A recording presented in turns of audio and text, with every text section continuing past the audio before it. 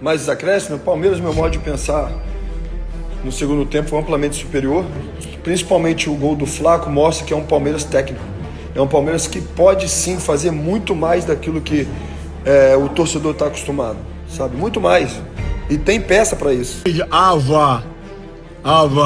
O Palmeiras ganhou de São Paulo. Qual a novidade? Qual a surpresa? Zero, gente. O São Paulo tá em 14º lugar na tabela do Paulistão, hein? E o Palmeiras venceu o São Paulo por 3-1 com gols de Flaco Lopes, com gols de Kelvin e também tivemos o gol do Maurício. O Abel Ferreira conseguiu tirar um pouco da pressão que estava acontecendo no Palmeiras.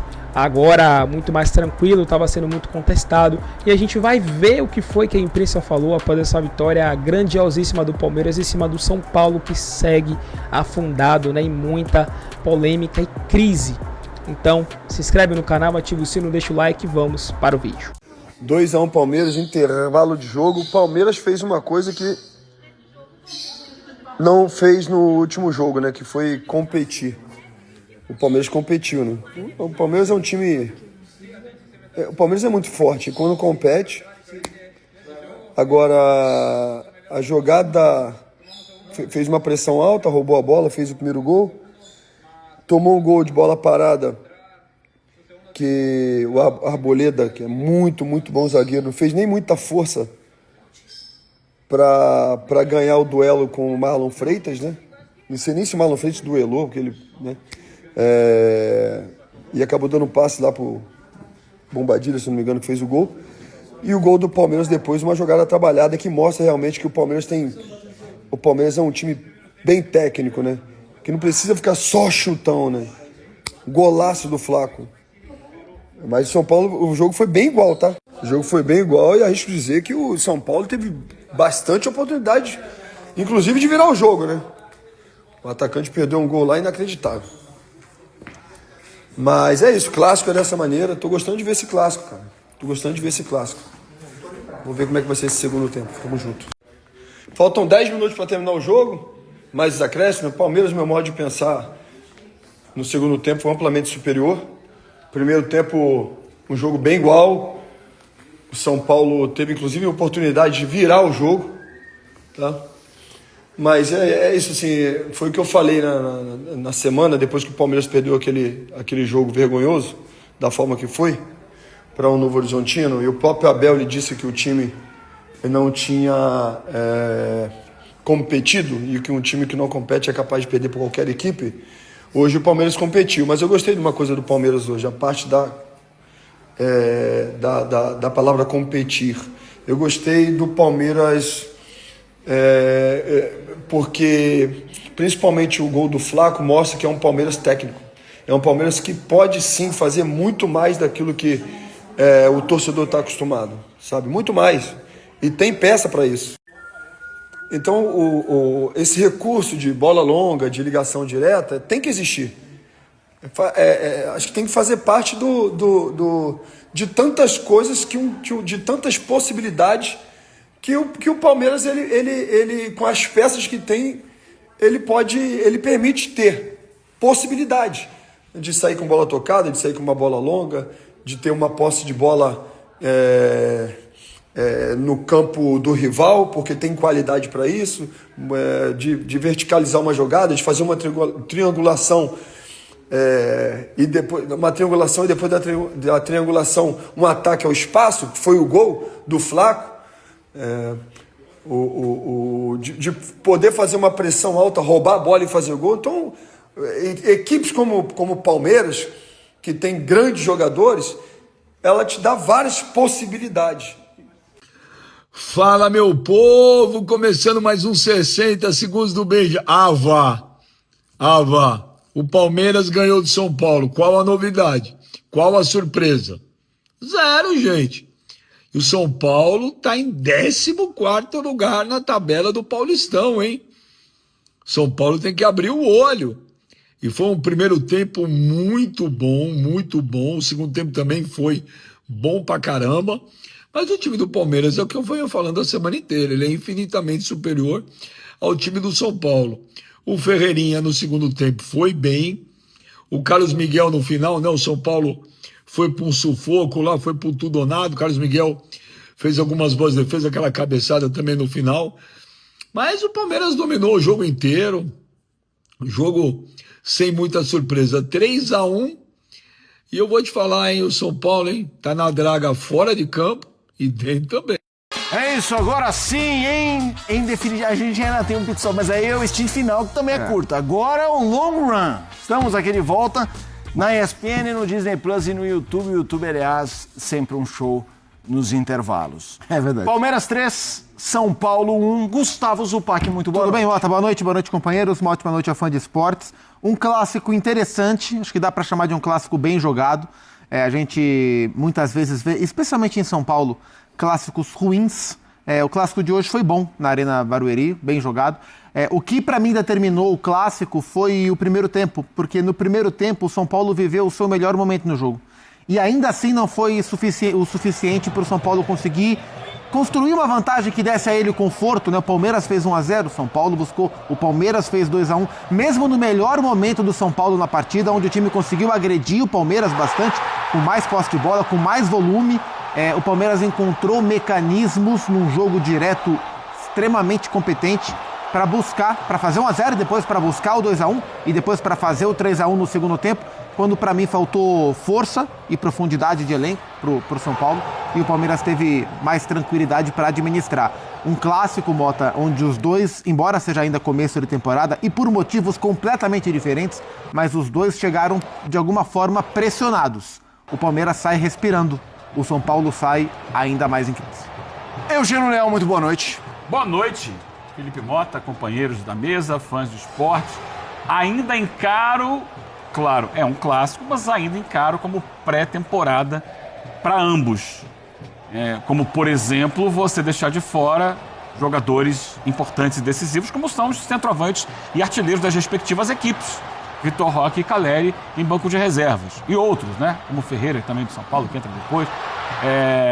Claro, minutagem, dosar a força, dosar a musculatura. Mas eu acho que, além disso, o jogo teve um quê de... Para usar uma expressão que antigamente era muito usada por aqui, um quê de bailarino, especialmente no primeiro tempo, com as defesas nem tão assim focadas, nem tão atentas em tudo. Então foram várias oportunidades de gol, de um lado a outro, coisa que não aconteceria se fosse um jogo realmente decisivo, de alta pressão do campeonato. Embora a gente entenda assim, o São Paulo está pressionado, o Palmeiras vinha pressionado por causa de um resultado. Sim. Fora Tanto que da é líder curva, do Paulista já. Fora da curva, o São Paulo sim é pressionado pelo risco que existe de rebaixamento depois de mais uma derrota.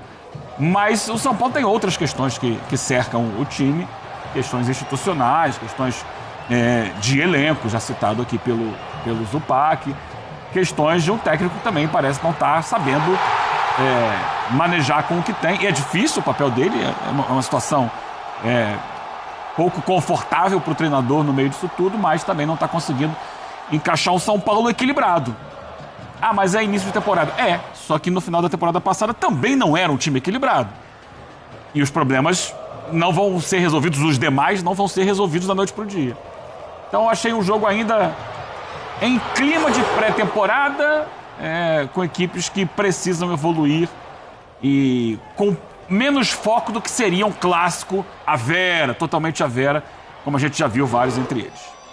Palmeiras 3, São Paulo 1. Boa noite, Vitor Pirner. Tudo bem, Mota? Boa noite Tudo a bem. vocês, o Pac, o Eugênio, boa noite aos fãs e às fãs do esporte.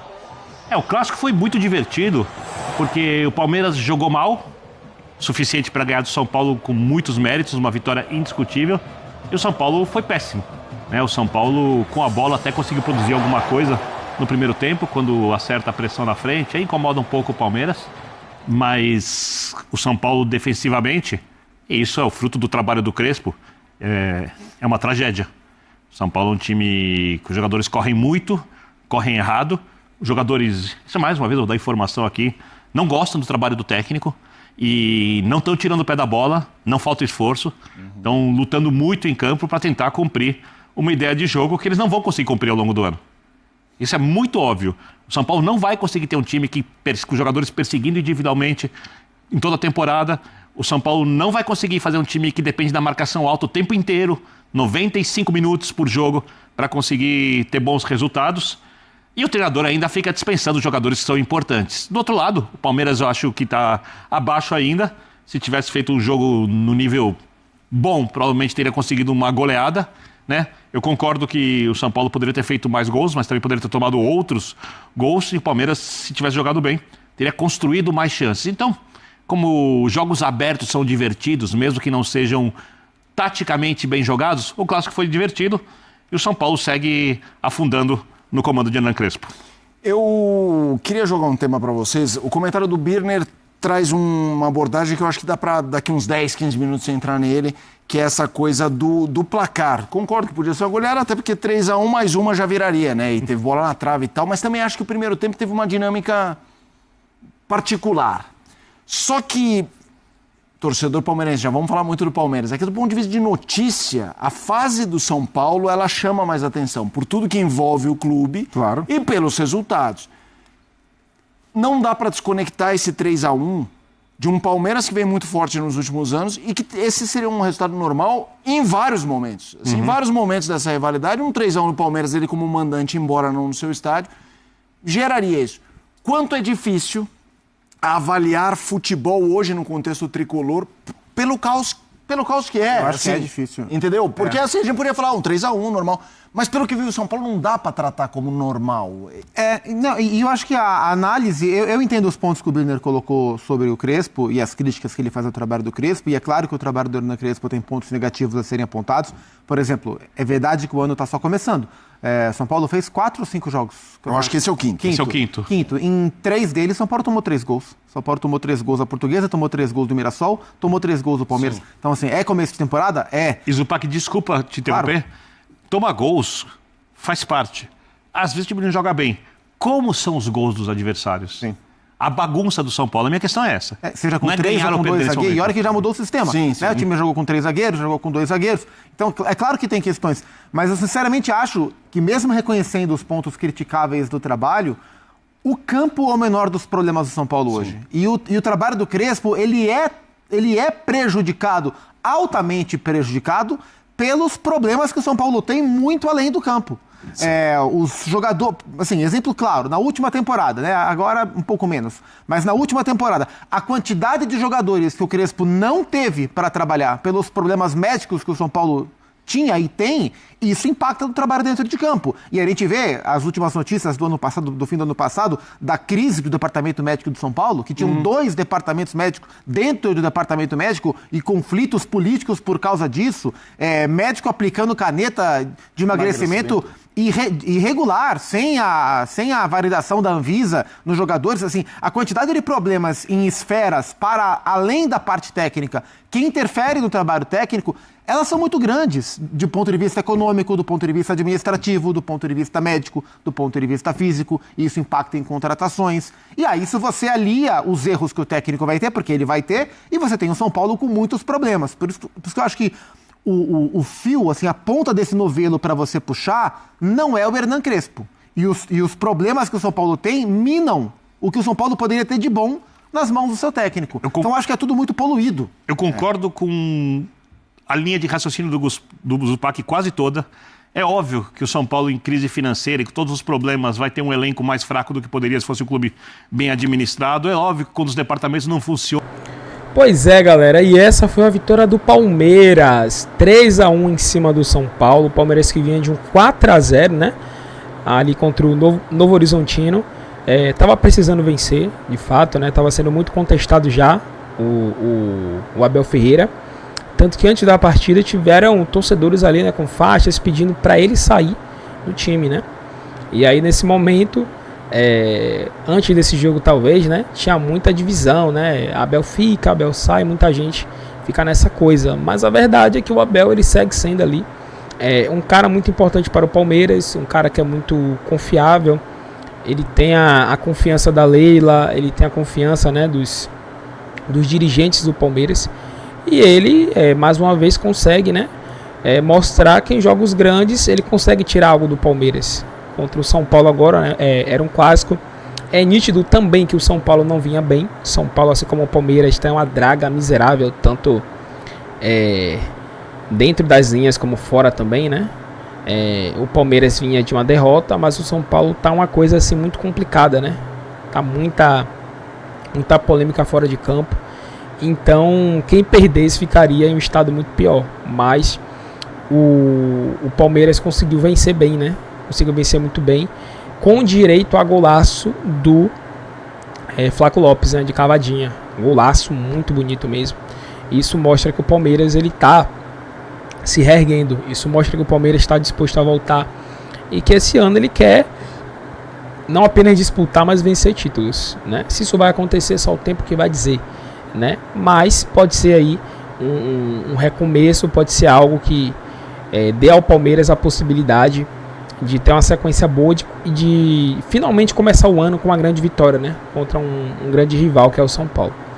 Mas deixa nos comentários se você curtiu o vídeo, se você curtiu a vitória do Palmeiras. Tamo junto e até o próximo. Ficamos por aqui. Fui.